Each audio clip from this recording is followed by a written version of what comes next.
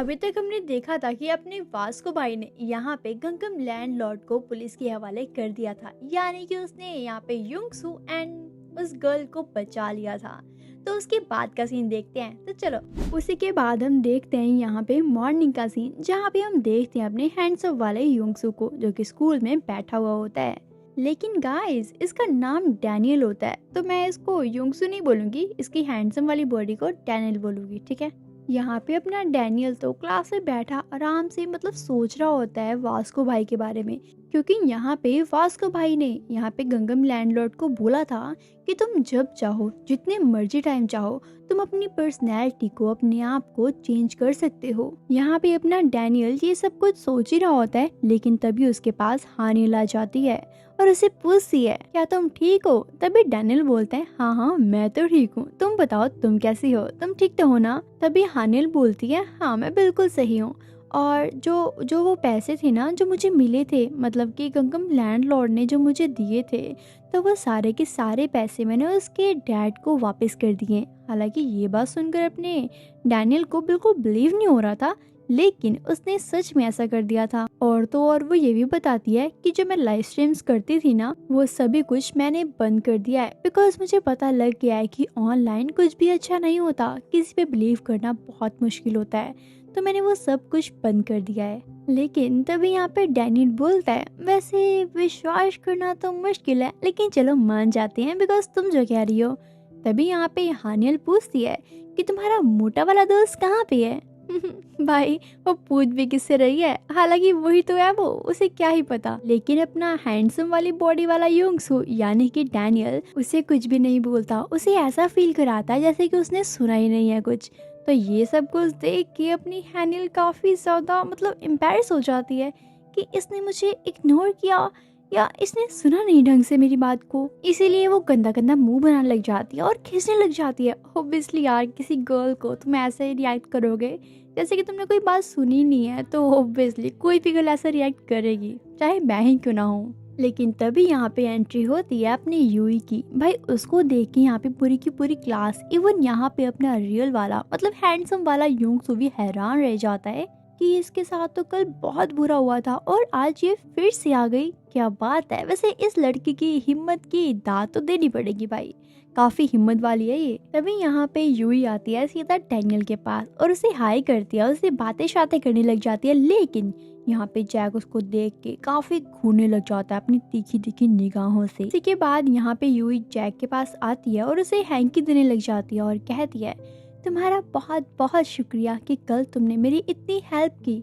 लेकिन वो तो एकदम शॉक्ड हो जाता है और कहता है, क्या क्या मतलब तुम्हारा दिमाग तो ठीक है ना, तुम ठीक तो हो ना? और यहाँ पे मीरा भी ये सब कुछ देख रही होती है।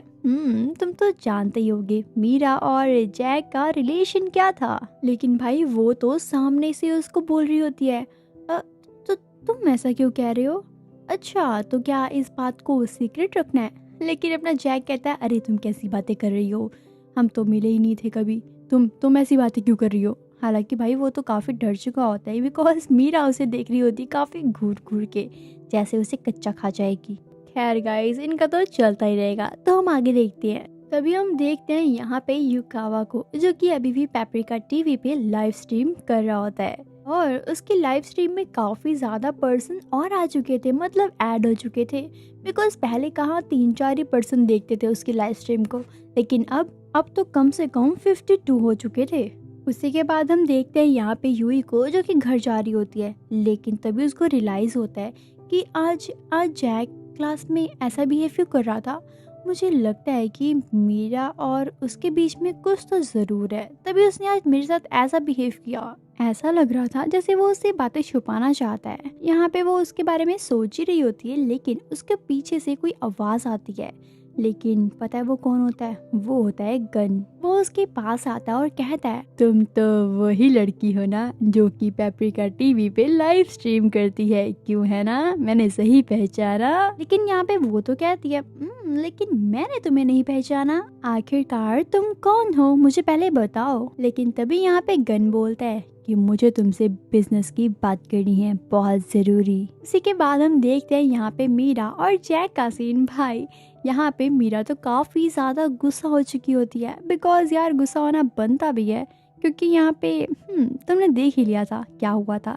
तो यहाँ पे जैक तो उसके पीछे पीछे पीछे पीछे होता है, जैसे प्लीज मान जाओ यार, नेक्स्ट टाइम ऐसा कुछ नहीं होगा।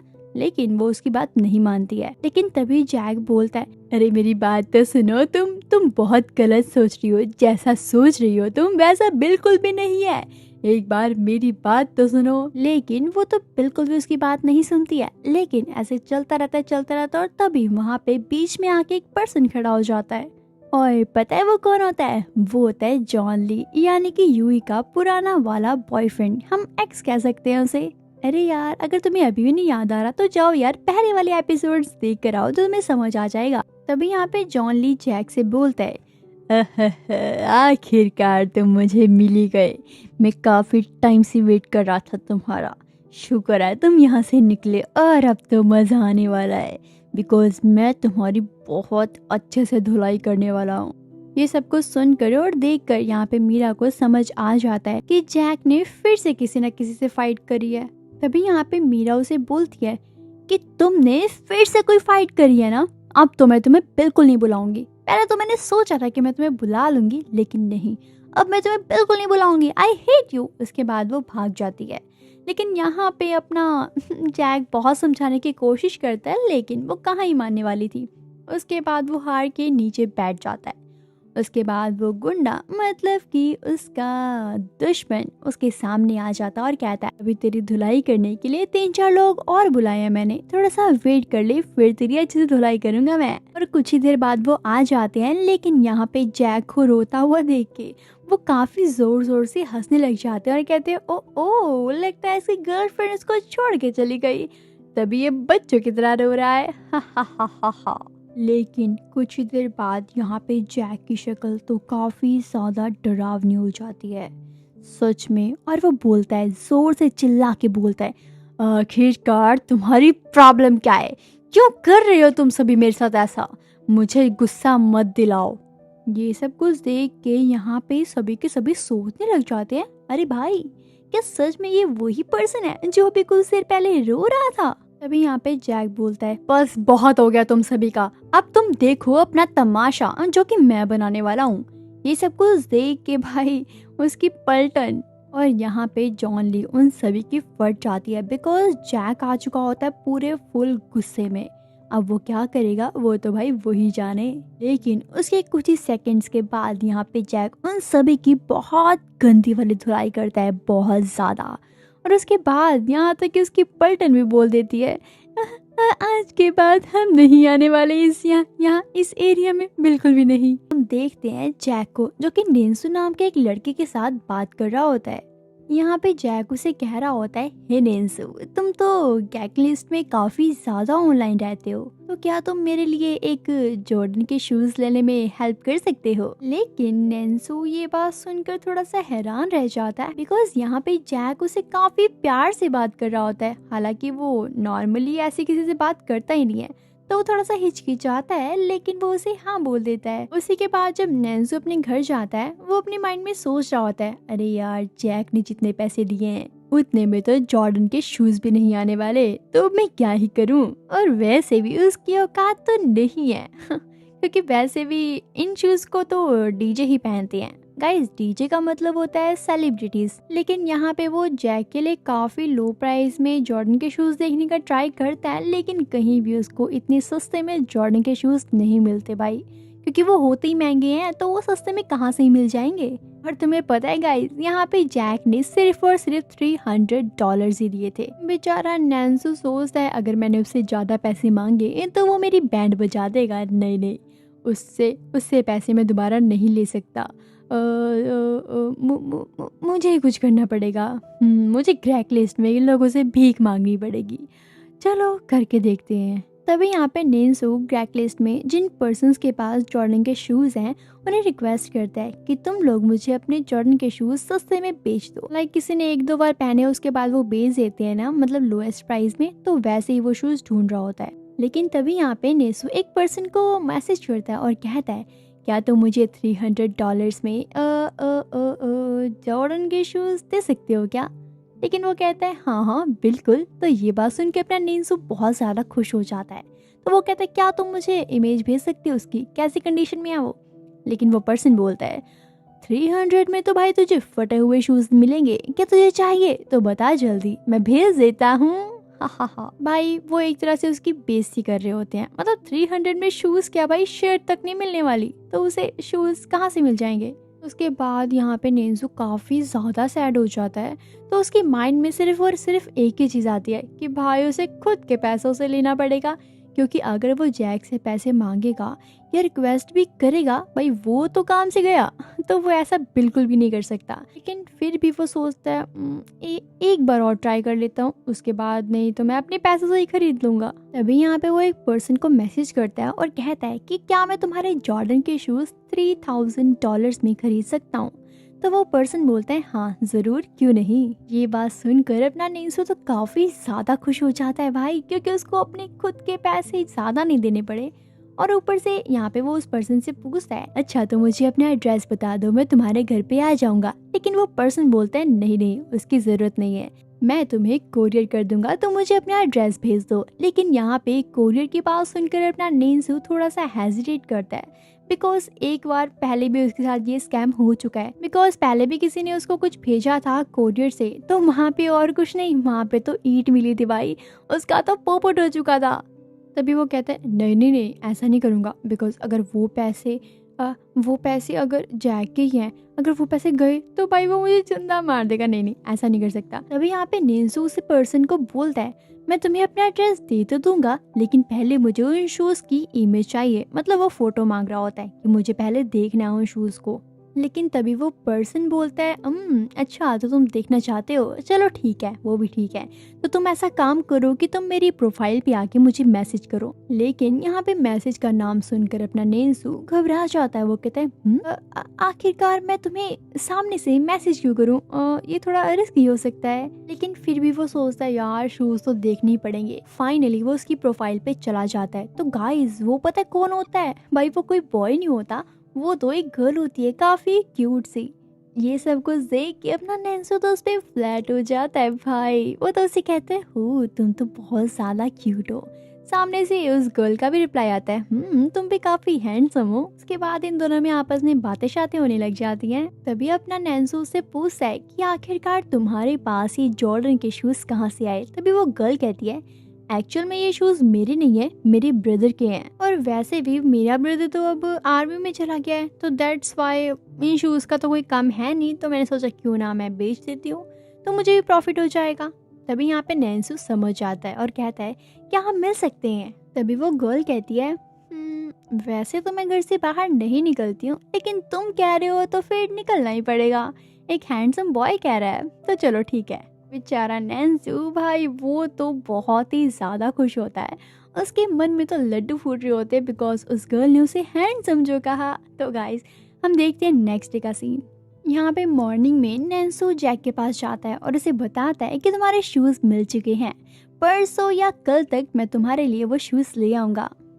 तो वो जैक कहता है क्या बात है, चलो ठीक है मैं वेट करूंगा। इसी के बाद यहाँ पे अपना नेंसू काफी ज्यादा रेडी शेडी हो जाता है उस गर्ल से मिलने के लिए और कहता है आज तो मैं काफी ज्यादा अच्छा लग रहा हूँ, बिकॉज मैंने अपनी हर एक चीज को बिल्कुल परफेक्टली मेंटेन कर लिया है। उससे मिलना जो है भाई, तुम इसकी रियलिटी सुनोगे तुम हैरान रह जाओगे, क्योंकि यहाँ पे अपनी नेंसू ने अपने आप को बड़ा और हैंडसम दिखाने के लिए उसने अपने शोल्डर्स पे और अपने हिप्स पे भाई उसने पैड्स लगा रखे थे, और अपनी हाइट को बड़ा दिखाने के लिए उसने अपने शूज के नीचे कुछ ना कुछ तो भाई रखा ही होता है। ये सब कुछ करके यहाँ पे अपना नेंसू सोच रहा होता है अब तो मेरे से ज्यादा हैंडसम इस दुनिया में कोई हो ही नहीं सकता, और वैसे भी वो गर्ल तो मुझे ही पसंद करेगी, मजा आ जाएगा। अभी यहाँ पे उस गर्ल का उसे मैसेज आता है कि तुम मुझे स्टेशन पे लेने के लिए आ जाओ। उसके बाद यहाँ पे अपना नेंसू वहाँ पे जाता है, उसको ढूंढने लग जाता है, और जैसे उसको पीछे से आवाज आती है वो समझ जाता है ये तो मुझे मिल गई। और जैसे वो पीछे मुड़ कर देखता है भाई वो तो सच में वही गर्ल होती है जो कि सच में बहुत ज्यादा प्रिटी लग रही होती है। तभी यहाँ पे वो गर्ल कहती है अच्छा तो तुम ही हो क्या जिसने वो जॉर्डन के शूज़ लेने आए। तभी यहाँ पे नेंसू बोलता है हाँ मैं ही हूँ वो, तो मुझे ना शूज़ अच्छे से चेक करने हैं, तो चलो हम किसी कैफ़े में चलते हैं। उसने ये बात फिनिश करी होती है, लेकिन पीछे से दो पर्सन आ जाते हैं और उसको एक जोर से पकड़ लेते हैं और कहते हैं तुम बिल्कुल भी रिएक्ट मत करना, बस एक स्माइल रखो और सीधा चलते जाओ। हालांकि यहाँ पे नैन्सी को भी समझ नहीं आ रहा होता भाई कि क्या क्या चल क्या रहा है। ये सब कुछ देख के वो जो सामने वाली गर्ल होती है वो तो कुछ बोलती नहीं है। तो यहाँ पे नैन्सी समझ जाता है भाई इन तीनों ने मिलकर मुझे पोपट बना लिया। उसी के बाद हम देखते हैं यहाँ पे वो दोनों के दोनों पर्सन नैन्सी को एक जगह ले आते हैं, एक कोने में, और उसी के साथ वो गर्ल सच में मिली होती है भाई। इन तीनों ने मिलकर उसको अच्छे से लूट लिया होता है, उसका फोन, उसके पैसे जो यहाँ पे जैक ने उसे दिए थे, सब कुछ ले लिया होता है। उसके बाद उसमें से एक पर्सन बोलता है तो तुम्हें क्या है, इस लड़की को कैफे में लेके जाना था क्या बात है। तो दूसरा वाला पर्सन जो मोटा वाला था वो बोलता है मैंने तो पहली बार जब इसकी प्रोफाइल देखी थी तो मैं समझ गया था कि ये तो बेवकूफ़ है, इसको बेवकूफ़ बनाना काफ़ी इजी है, और ये बन भी गया। बेचारा नैन्सी ये बात सुनकर कहता है नहीं, अब जैक मुझे बहुत मारेगा, जिसका मुझे डर था वो हो गया। नहीं नहीं नहीं नहीं, काश काश काश काश ये सपना हो, काश ये सपना हो। लेकिन तभी वो गर्ल आती है नैन्सी के पास और उसे कहती है सुनो मेरी बात, जो तुमसे बात कर रहा था ना कल, वो मैं नहीं थी, वो मेरा बॉयफ्रेंड था, और फोटो जरूर मेरी थी लेकिन वो मैं नहीं थी। तभी वो गर्ल अपने बॉयफ्रेंड को कहती है कि तुम मेरी फोटो को यूज करना बंद करो, मेरी फोटो लगा के तुम क्या क्या कर लेते हो, ये बहुत बुरी बात है, मैं तुमसे बात नहीं करूंगी अगर तुम नेक्स्ट टाइम ऐसा कुछ किया तो। लेकिन भाई उसके बॉयफ्रेंड को तो जैसे कोई फर्क ही नहीं पड़ रहा था, वो तो बस पैसे गिनने में लगा होता है। लेकिन शाम तो भाई उस नैन्सी की आएगी जो कि जैक के पैसे लिए हुए था भाई $300, और ऊपर से यहाँ पे नैन्सी के भी तो कुछ पैसे थे भाई, टोटल मिला के $30,000 थे, वो सारे के सारे पानी में गए। और वो पर्सन तो काफी खुश हो रहा होता है, वो कहता है आज की कमाई तो बहुत हो गई, अब बहुत मजे उड़ाएंगे, मजा आ जाएगा। लेकिन एक बात तो है, ऐसे ही नमूने हमें रोज मिलते रहे तो मजा आ जाएगा,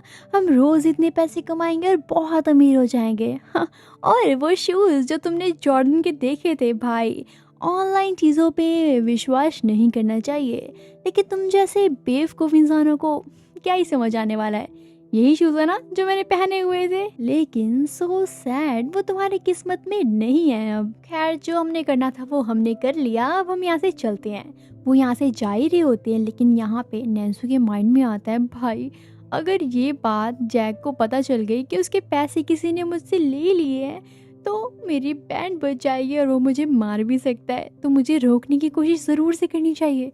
तो यहाँ पे वो ज़ोर से चिल्ला के बोलता है कि तुमने जिसके पैसे लिए हैं ना वो एक बॉक्सर है, और अगर तुमने वो पैसे मुझे नहीं लौटाए वो तुम्हें बहुत मारेगा। ये बात सुनकर वो लड़की सोचती है अरे बुद्धू, इतना अच्छा खासा हम यहाँ से जा रहे थे तुम्हें छोड़ के, तुमने फिर से इस मुसीबत को अपने हाथ में ले लिया। अब पता नहीं ये लोग इसका क्या हाल करेंगे। बस सुनकर वो एक मोटा पर्सन होता है, वो कहता है अच्छा तो तुमने शायद हमें काफी इनोसेंट समझ लिया या काफी गुगली मुगली समझ लिया है ना। लेकिन तभी वो यहाँ पे एक पर्सन को बुलाते हैं जो कि खुद एक बॉक्सर है, उनकी टीम का ही एक मेंबर होता है, चौथा मेंबर भाई। उस पर्सन का नाम होता है वुजिन, और वो तो यहाँ पे नैन्सी को काफी घूर घूर के देख रहा होता है जैसे कि वो उसे एक पंच में उड़ा देगा। और अब नैन्सी के साथ क्या होने वाला है, टीम से पूरी तरीके से मार खा चुका होता है, बहुत गंदी वाली। उसी के बाद ये दुख दर्द पीड़ा वो बता रहा होता है जैक को, हालांकि उसे डर भी लग रहा होता है बिकॉज जैक के सारे पैसे चले गए और उसके खुद के भी चले गए। लेकिन यहाँ पे जैक उसकी ये बातें सुनकर कहता है अच्छा तो क्या तुम सच में डर गए। ये बात सुनकर अपना नैन्सी तो काफी ज्यादा हैरान हो जाते कि क्या, तो मतलब उसको उम्मीद नहीं होती ना कि जैक उससे ऐसे पूछ सकता है क्वेश्चन। उसे तो लगा था कि सीधा वो धरने लग जाएगा भाई, मारने लग जाएगा, लेकिन उसे इतने प्यार से उसने पूछा ना कि तुम तो डर गए होगे ना भाई। सच में उसे एक्सपेक्टेशन नहीं थी कि वो ऐसा कुछ पूछेगा भी। उसी के बाद हम यहाँ पे देखते हैं यूई को देखते ही यहाँ पे अपना डैनियल सोचता है यार ये तो कोई ज्यादा नहीं हमारे आसपास रहने लग गई है, कुछ तो बात जरूर है। लेकिन तभी वो यहाँ पे जैक से पूछती है आखिरकार तुम लोग किस बारे में बात कर रहे हो, आखिरकार मैटर क्या है मुझे भी बताओ। तभी यहाँ पे जैक उसे सारी बातें समझाता है और उसको सब कुछ बता देता है क्लियरली। ये सारी बातें सुनकर वो बोलती है नैन्सी फिर तो तुम्हारे पास उसका नंबर भी होगा ना। तो नैन्सी बोलता है हाँ है मेरे पास नंबर। तभी वो बोलती है ठीक है। तभी वो उसका नंबर लेती है और प्रोफाइल चेक करती है। जब वो प्रोफाइल चेक करती है तो वहाँ पे तो एक गर्ल की फोटो होती है। वो देख के हैरान हो जाती है और कहती क्या ये तो गर्ल है। क्या मतलब सच में तुमने बताया कि इसमें काफ़ी सारे बॉयज़ भी थे जिन्होंने तुम्हारा ये हाल किया? तो यहाँ पे नेंसू बताता है हाँ ज़रूर, यहाँ पे ये गर्ल की फ़ोटो है और ये गर्ल ही मुझसे मिलने आई थी। बस इन्होंने मुझे अपने झांसे में फंसाने के लिए ये सब कुछ किया। हालांकि इसके साथ 3-4 लड़के होते हैं जो कि बैंड बजा देते हैं। उसी के बाद वहाँ पे वो जब उसकी प्रोफाइल चेक करती है तो वहाँ पे इन्होंने ना काफ़ी सारे प्रोडक्ट्स को बेचने के लिए लगाया होता है, ताकि ऐसे ही यहाँ पे जैसे नैन्सी फंसा था वैसे वो लोग फंसे और वो पैसे खा जाए। तो यहाँ पे ये बात सुनकर, ये देखकर उसके माइंड में एक प्लान आता है। वो यहाँ पे जैक को बोलती है कि तुम एक काम करो, सबसे पहले तुम जाओ इनकी प्रोफाइल पे और कोई प्रोडक्ट को मतलब खरीदने के लिए बात करो। मतलब तुमने ऐसे बात करनी है कि उसको पता ना लगे कि हमें सब कुछ पता है उसके बारे में। लेकिन यहाँ पे जैक तो पहले से ही काफी ज्यादा एक्साइटेड हो रहा था उस गर्ल से मिलने के लिए, बिकॉज वो है इतनी सुंदर। तभी यहाँ पे यूयू से कहती है लेकिन ध्यान से, तुम्हें सबसे पहले अपनी प्रोफाइल फोटो चेंज करनी होगी जैसे कि नैन्सू की है, बिकॉज वो काफी ज्यादा सुथरा सा एकदम नॉर्मल सा पर्सन लगता है, तो तुम्हें भी वैसी ही फोटो लगानी होगी। ये बात सुनकर अपना नैन्सू सोचते क्या ये मेरी बेइज्जती कर रहे हैं। तभी यहाँ पे यूई जैक की एक नॉर्मल सी फोटो खींच देती है, मतलब इसकी एक प्रोफाइल बना देती है। उसके बाद यहाँ पे वो उस गर्ल को मैसेज करता है कुछ प्रोडक्ट खरीदने के लिए, उसे मिलने की बातें करता है। तो यहाँ पे जैसे कि नैन्सी को भी एक जगह बुलाया गया था स्टेशन पे, ठीक है, लेने के लिए उस गर्ल को। तो यहाँ पे जैक को भी सेम वैसी ही जगह पे बुलाया जाता है, हालांकि उसी जगह पे बुलाया जाता है। ये बात सुनकर यहाँ पे नैन्सी कहता है यार ये तो वही जगह है जहाँ पे लोगों ने मुझे बहुत मारा था, तुम मत जाना। तभी यहाँ पे वो कहता है अरे भाई तू मुझे मोटिवेट कर, तो तू मुझे डरा रहा है, ऐसे ऐसे मत बोल। तभी यूही बोलती है तुम लोग बकवास करना बंद करोगे तो चलो हम चलते हैं। तभी हम देखते हैं ये सारी की सारी बातें यहाँ पे मीरा भी सुन रही थी, बिकॉज यार तुम भूल गए क्या जैक और मीरा का रिलेशन अब क्या हो चुका है। तभी हम यहाँ पे देखते हैं उसी पर्सन को जिसने पहले ही नैन्सी को फंसाया था, वैसे ही यहाँ पे जैक को भी फंसा लिया गया था। लेकिन उसे नहीं पता कि भाई अब तो तेरा पर्दाफाश होने वाला है, अब तो उसकी बैंड बजने वाली है। तभी हम यहाँ पे देखते हैं 3 हट्टे कट्टे बंदों को। यहाँ पे भाई वो पर्सन जो इनको जाल में फंसाने के लिए आया था वो तो इन तीनों को देख के हैरान हो जाता है। एक बोलता है तुमने मुझे अभी तक मेरा प्रोडक्ट नहीं दिया। दूसरा बोलता है लगता है तुमने हमारे साथ फ्रॉड कर दिया है, तुम्हें हम नहीं छोड़ेंगे। लेकिन ये सारी बातें सुनकर वो सामने वाला पर्सन कहता है तुम लोग ज्यादा बकवास मत करो, तुम बहुत दूर से आए और तुम्हारे पास कोई भी नहीं है, तो भूलो मत हम काफी सारे हैं, हम तुम्हें बहुत गंदे तरीके से पीट सकते हैं। तो तुम एक काम करो, सारे के सारे पैसे निकालो और यहाँ पे रख दो, वरना तुम्हारी बैंड बजा दूंगा मैं। लेकिन उन तीनों में से कोई भी पैसे बाहर नहीं निकालता। तभी एक पर्सन, मतलब उनके गैंग का एक पर्सन, उन तीनों में से एक मोटे को बहुत जोर से मारता है। तभी हमें पता चलता है कि वो तो ब्लैक बेल्ट है भाई। उसको मारने के बाद यहाँ पे आता है वो मोटू, जो कि मोटू लड़ रहे होते हैं। लेकिन यहाँ पे जो मोटू होता है ना भाई, वो तो बहुत ही ज्यादा टाइकोमांडो में एक्सपर्ट होता है। यहाँ पे वो उस मोटू पर्सन को तो काफी अच्छे से हरा देता है। उसके बाद यहाँ पे आता है यूजिन, जो कि कहता है, एक लास्ट में जो मोटू बचा होता है उसे कहता है तुम मुझसे बनना चाहते हो क्या? मैं तुम्हें पहले ही बता दूं कि मैं इन दोनों में से काफी ज्यादा पावरफुल हूँ, तो अगर तुम मरना चाहते हो तो आ जाओ। लेकिन वो पर्सन के अंदर तो भाई काफी ज्यादा अकड़ होती है, तो यहाँ पे यूजिन उसको भी मार के गिरा देता है, उसके ऊपर बैठ जाता है और उसके सारे के सारे पैसे छीन लेता है। जब वो सारे के सारे पैसे काउंट करते हैं तो वो कम से कम $900 होते हैं। तो यहाँ पे ये सब कुछ देख के उसकी गर्लफ्रेंड तो काफी ज्यादा डर जाती है।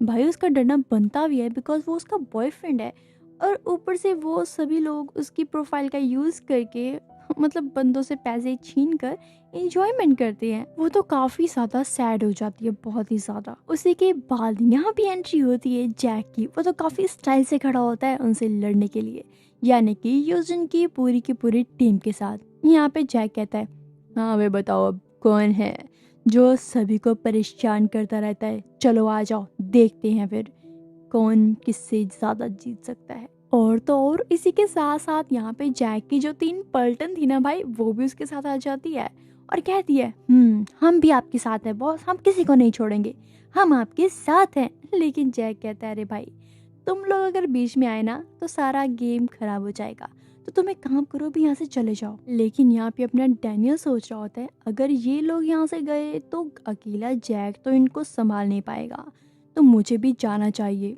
तभी यहाँ पे अपना डैनियल भी आ जाता उन सभी से फाइट करने के लिए, जैक की हेल्प करने के लिए। उसी के बाद हम देखते हैं यहाँ पे वास्को भाई का सीन, जो कि अपने फ्रेंड जैस के साथ अपने खेत की सिंचाई कर रहा होता है। तभी यहाँ पे जैस यहाँ पे वास्को भाई से पूछता है कि भाई ये किस चीज की हम सिंचाई कर रहे हैं। अभी वास्को बताता है कि ये एक फूड का बीज है, ये बहुत ही ज्यादा पसंद है मुझे, इसीलिए मैं यहाँ पे बहुत ज्यादा ध्यान रखता हूँ इसका। ये बात सुनकर जैस की आंखों में आंसू आ जाते हैं। वो सोचता है अपने मन में, वैसे तो कोरिया में इसे उगाया ही नहीं जाता, लेकिन मैं ये बात वास्को को नहीं बताना चाहता, बिकॉज उसका पूरा मतलब दिल टूट जाएगा अगर मैं ये बात उसे बता दूंगा।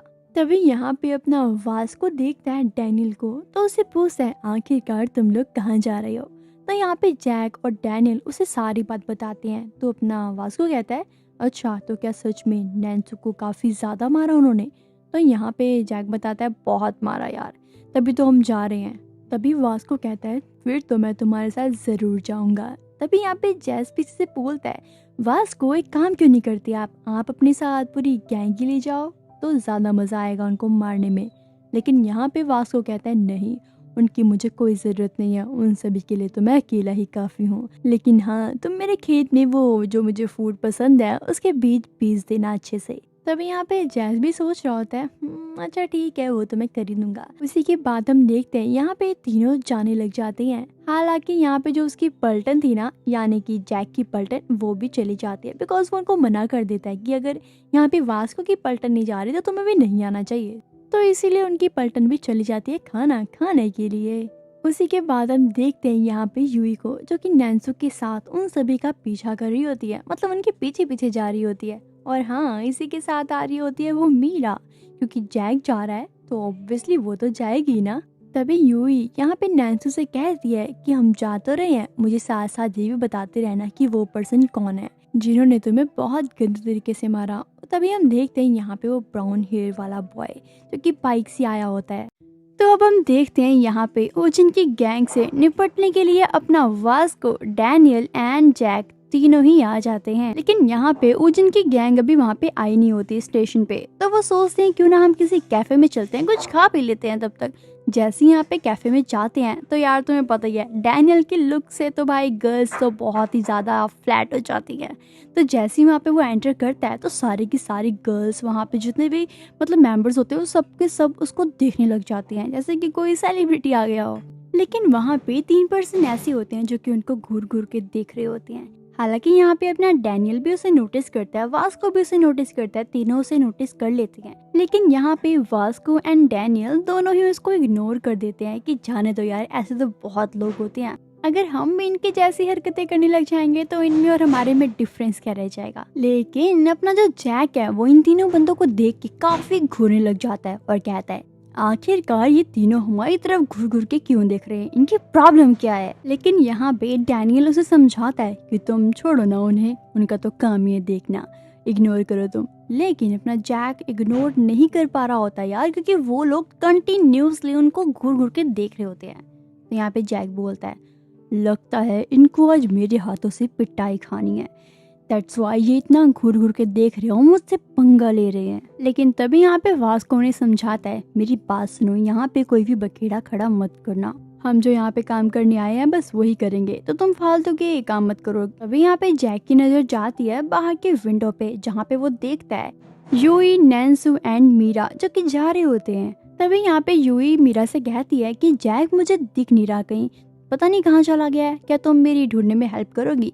तभी यहाँ पे मीरा कहती है वैसे तो मैं यहाँ पे बुक्स लेने के लिए आई थी, लेकिन अगर तुम इतना कह रही हो तो तुम्हारी हेल्प कर देती हूँ, तो चलो हम ढूंढते हैं उसे कहाँ पे है वो। लेकिन नैन्सू के तो यहाँ पे बिल्कुल फटी होती है, वो तो कहता है मुझे घर जाने दो, मैं दोबारा मार नहीं खाना चाहता, बिकॉज वो पहले यहाँ पे मार खा चुका है गाइस। अगर आपने इसके पहले वाले एपिसोड्स नहीं देखे हैं तो जाओ यार देखो, मेरे चैनल पे सारे एपिसोड्स मिल जाएंगे, और आपको सीजन 1 भी देखना है जिन्होंने नहीं देखा तो जाओ यार देख लो, मेरे चैनल पे सब कुछ अवेलेबल है। तभी यहाँ पे जैक सोचता है आखिरकार ये तीनों यहाँ पे क्या कर रही हैं, मुझे देखना होगा।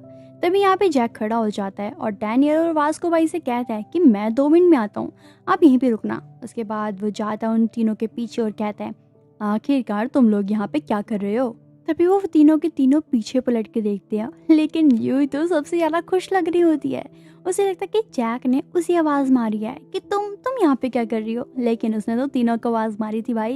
लेकिन वो तो मीरा के पास चला जाता है और उसे हाथ पकड़ के बोलता है, आखिरकार तुम यहाँ पे क्या कर रही हो, क्या मुझे बताओगी तुम। लेकिन यहाँ पे बेचारी यूई यहाँ पे जैक से फिर से बात करने का ट्राई करती है, लेकिन जैक तो उसे इग्नोर ही कर देता है। वो तो मीरा से बात कर रहा होता है। तभी यहाँ पे मीरा उसे कहती है, वैसे तो मैं बाहर बुक्स खरीदने ही आई थी, लेकिन मुझे इसने बोला कि जैक को ढूंढते हैं, वो मिल नहीं रहा कहीं, और मैंने सोचा क्यों ना हम कहीं चलेंगे कुछ खाने पीने बाहर कैफे में, लेकिन तुम तो यहाँ पे बिजी हो।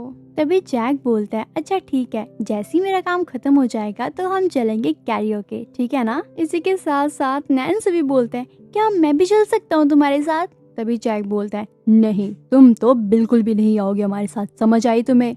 ये लोग आपस में बात कर ही रहे होते, लेकिन तभी पीछे से 3 हट्टे कट्टे पर्सन्स आ जाते हैं। ये बंदे और कोई नहीं, वो जो कैफे में घूर घूर के देख रहे थे ना, ये वही 3 बंदे होते हैं। और वो यहाँ पे जैक को कहते हैं, तुम तो बड़ा घूर घूर के देख रहे थे हमें, तो आ जाओ देखते हैं किसमें कितना है दम। लेकिन उनमें से एक पर्सन जो होता है वो बोलता है जैक को, लेकिन उससे पहले मैं तुमसे कुछ बात करना चाहता हूँ, तो क्या तुम मेरे साथ कोने में चलोगे। लेकिन ये सब बातें सुनकर और देखकर मीरा, यूई और नैन्सू ये तीनों काफी ज्यादा हैरान हो जाते हैं। यहाँ पे यूई भी उन सभी से पूछती है कि आखिरकार तुम लोग इसके पीछे क्यों पड़े हो, क्या रीजन क्या है। तभी यहाँ पे मीरा भी सोचती है, लगता है इसने जरूर से फिर से किसी से लड़ाई की है, तो यहाँ पे ये लोग आए हैं। हालांकि यहाँ पे जैक तो उन्हें बहुत समझाने की कोशिश करता है कि तुम जो समझ रहे हो मैं वो पर्सन नहीं हूँ, मैं कोई और हूँ, तो प्लीज आप यहाँ से चले जाओ। लेकिन वो तो काफी ढीठ होते हैं। लेकिन तभी उनकी नजर पड़ती है मीरा और यूई के ऊपर। तभी वहाँ पे जब मोटू पर्सन होता है वो एक दूसरे मोटू पर्सन से कहता है, ओ भाई ये तो कितनी ज्यादा सुंदर है, अगर हम इन दोनों को मिलाएं अपने बॉस से तो वो तो काफी ज्यादा खुश हो जाएंगे। क्या बात है यार, सुंदर तो है ये काफी ज्यादा। लेकिन तभी यहाँ पे एंट्री होती है एक पर्सन की जो बोलता है, किसकी ना और पसंद की बात हो रही है। तो गाइज यहाँ पे ये कोई और नहीं है, ये तो अपना होता है यूजिन, जो कि बोलता है, अरे यार तुमने कैसी बात कर दी, मेरे पास तो मेरी गर्लफ्रेंड ऑलरेडी है, वो भी काफी ज्यादा सुंदर है, उसकी सुंदरता पे तो सभी फिदा हो जाते हैं, तो मैं इसको छोड़ के किसी और के साथ जाऊंगा। तुमने सोच भी कैसे लिया। लेकिन यहाँ पे एक पर्सन है जो कि काफी ज्यादा डरा हुआ है, नैन्सू तो बहुत ज्यादा डर जाता है उचिन को देख के। वो भाई उसकी तो क्या ही हालत हो रही होती है, मैं तुम्हें बता नहीं सकती। लेकिन तभी यहाँ पे यूजिन उसको आवाज मारता है जैक को, और उसको पीछे से इतनी जोर से मुक्का मारता है, बेचारे का तो मुंह ही टेढ़ा हो जाता है। उसको तो वो लगातार मारती रहता है। और यहाँ पे यूई, नैन्सू और यूजिन तीनों ही काफी ज्यादा हैरान और डर जाते हैं। तभी यहाँ पे ओजिन की नजर पड़ती है नैन्सू के ऊपर, जो कि समझ जाता है कि अच्छा तो ये तुम लेकर आए थे इस नमूने को मुझे मारने के लिए, वो तो बेचारा खुद ही गिरा पड़ा है। अरे यार तुम्हें लेके आना चाहिए था, तुम मुझसे कोई टक्कर का लेके आते, क्या नमूना लेकर आ गए हो तुम। लेकिन तभी यहाँ पे मीरा जैक की ये हालत देख के बहुत ज्यादा रोने लग जाती है, और उसके पास एक पत्थर सा पड़ा होता है छोटा सा, वो उठा के वो ओजिन के ऊपर फेंकती है, लेकिन वो तो बच जाता है उस छोटे से पत्थर से। लेकिन यहाँ पे ओजिन मीरा को देख के तो फ्लैट ही हो जाता है। उसके माइंड में तो ये आता है, मेरी गर्लफ्रेंड से ज्यादा अच्छी तो ये लग रही है, ये तो और भी ज्यादा खूबसूरत है। तो गाइज आप सोच रहे होगे, अभी थोड़ी देर पहले इसने बोला था कि मेरी गर्लफ्रेंड बहुत सुंदर है, उससे तो सुंदर कोई हो ही नहीं सकता। लेकिन बॉयज का क्या है, वो तो कभी कुछ बोलते हैं और कभी कुछ बोलते हैं, कभी किसी पे भी फ्लैट हो जाते हैं, तो ये लगता है उनमें से ही है। लेकिन तभी यहाँ पे मीरा जोर जोर से चिल्लाते हुए बोलती है कि तुमने मेरे बॉयफ्रेंड को बहुत मारा है और बहुत गंदे तरीके से मारा है, मैं पुलिस को बुलाऊंगी। तो यहाँ पे वो पुलिस पुलिस पुलिस पुलिस चिल्लाने लग जाती है। लेकिन तभी यहाँ पे वो सोचता है क्या ही फायदा इससे लड़ने का, तो वो यहाँ से चला जाता है अपनी पर्सन को लेके। लेकिन वो जाते जाते कहता है, अगर तुमने पुलिस में कंप्लेन कर दी ना हमारी, तो हमारे पास तुम्हारे बंदे का एड्रेस, नेम सब कुछ है, तो मैं उसका क्या हाल करूँगा तुम सोच भी नहीं सकती। तो गाइज यहाँ पे वो नैन्सू की बात कर रहा होता है, लेकिन यहाँ पे मीरा को लगता है कि वो जैक की बात कर रहा है, तो वो काफ़ी ज़्यादा डर जाती है। लेकिन तभी यहाँ पे जैक हिम्मत करके थोड़ा सा उठता है और यहाँ पे मीरा का पैर पकड़ लेता है और कहता है, मीरा क्या मुझे कोई मारेगा, मुझे पीटेगा, क्या तुम्हें अच्छा लगेगा। तभी मीरा रोते हुए बोलती है, तुम कैसी बातें कर रही हो? मुझे क्यों ही अच्छा लगेगा? मुझे तो बहुत बुरा लग रहा है। अभी अभी अभी आप हॉस्पिटल चलो मेरे साथ, उसके बाद हम देखेंगे उस पर्सन को, उसकी तो हम चटनी बना देंगे, लेकिन अभी हॉस्पिटल चलो। लेकिन यहाँ पे जैक बोलता है नैन्सू को, नैन्सू हमें उस पर्सन से मिले हुए कितना समय और रहता है? तभी यहाँ पे नैन्सू बताता है कि सिर्फ 20 मिनट रहते हैं। लेकिन तभी यहाँ पे जैक बोलता है नहीं, असली लड़ाई तो अब शुरू हुई है, अब मैं उसे बताऊंगा कि मैं क्या कर सकता हूँ। और ऊपर से तो यहाँ पे उसकी आंख में से तो एक आंख में से तो ब्लड निकल रहा होता है। तभी हम देखते हैं यहाँ पे उजिन और उसके गैंग को, जो कि वेट कर रहे होते हैं नए बकरे का जो कि उन्होंने फंसाना है।